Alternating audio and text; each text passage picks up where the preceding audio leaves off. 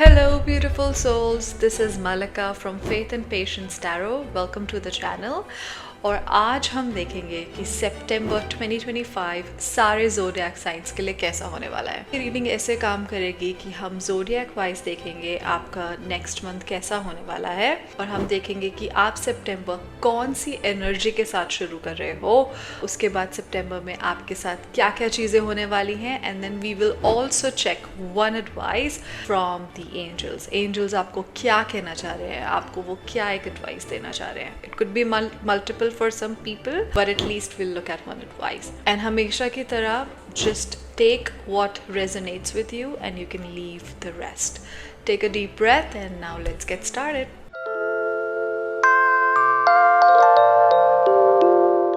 Hello, so अब हम देखेंगे कि कैंसर सितंबर 2025 आपके लिए कैसा होने वाला है। तो सबसे पहले मैं बहुत क्यूरियस हूँ देखने के लिए कि आप कैसी एनर्जी के साथ एंटर कर रहे हो।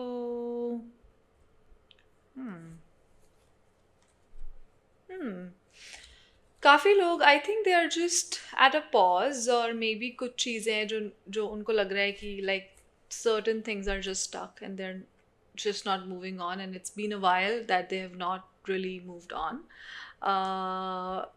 But I also see कि ऐसा भी नहीं है कि it's disturbing for a lot of you. अगर कोई चीज़ रुकी हुई है, हो नहीं रही है, it's not disturbing you as much. I see that you are focusing more on yourself. You are feeling कि आप financially तो बहुत अच्छे हो, बहुत stable हो, आपको कोई problem नहीं है. You are spending maybe more time on yourself. आप अपने ऊपर ज़्यादा लाइक सेल्फ केयर कर रहे हो सकते हैं. You know you are I am sensing slowly but surely उसके अराउंड भी आपका थीम हो सकता है कि यूर लाइक ठीक है, अगर नहीं हो रहा तो धीरे धीरे हो जाएगा. तो बड़ी सेटबैक, बड़ी लेड बैक से एक एनर्जी है. किसी चीज़ की टेंशन नहीं है, कुछ नहीं भी हो रहा है तो उसकी वजह से एंशियस नहीं हो एज सच. बट हाँ, अपने ऊपर ज़्यादा टाइम स्पेंड कर रहे हो and you have what you need. अगर आपको कुछ खरीदने का मन है या कुछ भी है तो वो मतलब अबंडेंस है उस चीज़ में. यू आर नॉट लिविंग कि ये नहीं हो रहा, वो नहीं हो रहा. You are just overall very happy. It's a very gentle and happy energy. So it's good to see. It's very refreshing to see this. Let's see कि सितंबर में आपके साथ कैंसर क्या हो रहा है. I don't know why cards are just not coming out. They're like my fingers are, I wish I could show you. My fingers are just like slipping, and this is not the first reading that I'm doing. I've already recorded the previous zodiacs, so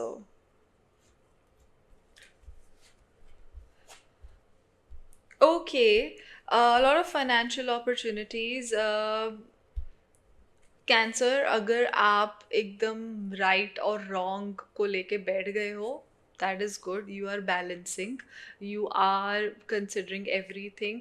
मुझे ऐसा लग रहा है कि ना आप emotional level पर मतलब आप आपने इमोशनल एनर्जी में भी टैप इन नहीं किया है. आप बहुत प्रैक्टिकल चल रहे हो. इसी की वजह से अब मुझे ज़्यादा समझ आ रहा है कि because you are financially okay, you're feeling stable, and that is also your focus. You're not really concerned about certain things that may not be moving forward, and higher chance कि ये बस कुछ emotional चीज़ है जो आगे नहीं बढ़ पा रही है, but it's not again bothering you. Many of you are not even looking for any kind of relationship or partnership, to be very honest. You guys are extremely focused on the material, I would say, on your finances, which is a very good thing. As time changes, like you know how people used to say earlier कि this person is only very money minded, बहुत ही materialistic है, and now people own it, and I love it when they own it. I really don't like people, or I just don't believe that who say कि नहीं चाहिए, कुछ नहीं चाहिए, कोई फर्क नहीं पड़ता. At the end of the day, you need it. You need money if you want to buy anything, if you want to travel. These days, yes, money can buy happiness. If you have money, if you're able to help your friends, if you're able to help your family, आप क्यों खुश नहीं होगे, right? So coming back to your pile, heart chakra blocked है। Again आप नहीं देख रहे हो रिलेशनशिप, पार्टनरशिप, इमोशनली नहीं सोच रहे हो। अब ऐसा नहीं है कि इस स्प्रेड के सारे लोग सिंगल ही हैं। आप डेफिनेटली पार्टनरशिप में हो सकते हो, रिलेशनशिप में हो सकते हो, आप मैरिड हो सकते हो, राइट। बट उसका मतलब ये है कि हाँ आप हो, बट उस चीज़ के ऊपर बहुत ज़्यादा फोकस नहीं कर रहे हो, राइट। और अगर आपको कोई डिसीजन लेना है तो आप अपना इमोशनल बटन बंद कर चुके हो और आप कह रहे हो कि ठीक है, मुझे ये देखना है कि एक्चुअली क्या हो रहा है, रियल पिक्चर क्या है, मुझे वो बताओ। मुझे ये मत दिखाओ कि इमोशनली ऐसा है या इमोशनली वैसा है, पर मुझे ये बताओ कि असली में क्या हुआ। तो आप बड़े अच्छे से लेफ़्ट और राइट को वे करोगे और फिर देखोगे कि हाँ मुझे करना क्या है, which is not always bad.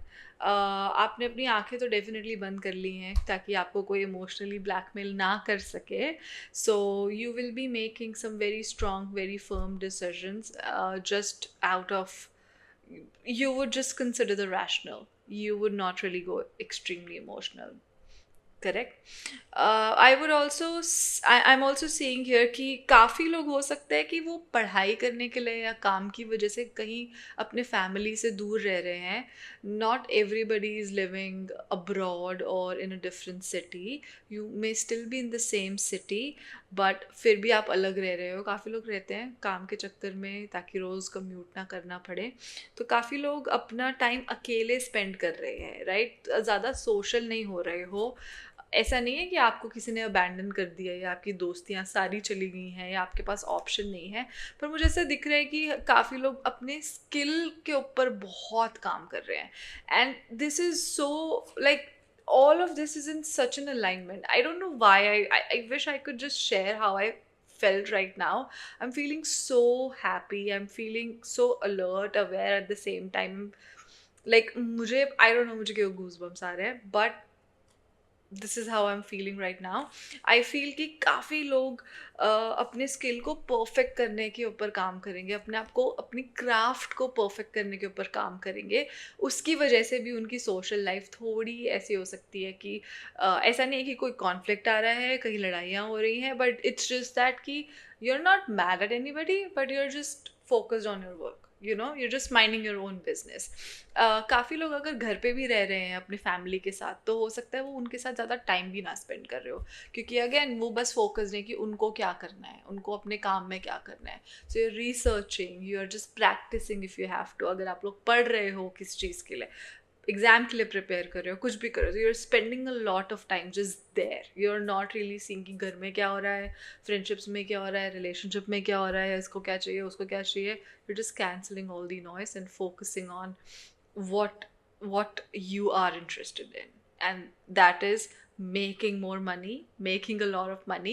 Now this is not always direct, you know, like अगर आप एक एग्जाम के लिए प्रिपेयर कर रहे हो, so you must think कि मैं तो पैसों का भी सोच नहीं रहा हूँ, बट अल्टीमेटली अगर आप एग्जाम के लिए प्रिपेयर कर रहे हो, अगर आप कुछ अचीव करना चाहते हो, that's going to help you financially, right. So that is all in your mind in the month of September. आपका थीम है कि मुझे बस बहुत पैसे कमाने हैं। आई ऑल्सो सी कि आप न्यू, ये एक न्यू अपॉर्चुनिटी है डेफिनेटली फाइनेंशियली आपके लिए, ओके। काफ़ी लोगों के लिए मुझे बहुत ज़्यादा फील हो रहा है कि ये इसलिए आई है क्योंकि आपने बहुत ज़्यादा काम किया है। और ये ऐसी भी हो सकती है कि आपने खुद ही, मतलब ऐसा नहीं है कि आप दूसरों के लिए काम कर रहे हो सकता है कि आपने खुद ही के ऊपर इतना काम किया और आपने खुद से ये एक अपॉर्चुनिटी बना ली है अपने लिए। करेक्ट। काफ़ी लोगों को एक अपॉर्चुनिटी प्रेजेंट हो सकती है क्योंकि आप इतने दिल लगा के, अपना मन लगा के काम कर रहे हो, ठीक है। वो रास्ते, वो एवेन्यूज़ आपके लिए खुल गए हैं। काफ़ी लोग अपने रास्ते खुद बना रहे हैं जस्ट बिकॉज उन्होंने अपना टाइम इतना स्पेंड किया अपनी क्राफ्ट को परफेक्ट करने के लिए, उनके लिए ऑटोमेटिकली रास्ते खुल गए। Okay, it's a very good spread to be very honest. And आपके लिए एडवाइस में ओवर थिंकिंग मत करना, जस्ट अपने दिमाग में अटक के मत रह जाना। It can get hard, especially when you are especially when you are focusing more on just work. आप किसी के साथ एक्चुअल कनेक्टेड नहीं हो, कनेक्शन नहीं बना रहे हो, तो just take some time out, थोड़ा रेस्ट भी कर लेना। मेडिटेट करने का टाइम मिले तो मेडिटेट भी कर लेना। बर्न आउट मत होना, ओके। या सितंबर में अगर कोई इनर कॉन्फ्लिक्ट्स थे या कोई भी चीज़ थी जो जिसकी वजह से डिलेमा में थे या कुछ सोच रहे थे, वो भी एंड हो रही है डेफिनेटली आपके लिए। So take good care of yourself, थोड़ा सेल्फ केयर कर लेना। और साथ में आई वुड से कि टेक केयर कि आप सो रहे हो प्रॉपरली, ठीक है। स्लीप साइकिल के साथ कॉम्प्रोमाइज़ मत करना।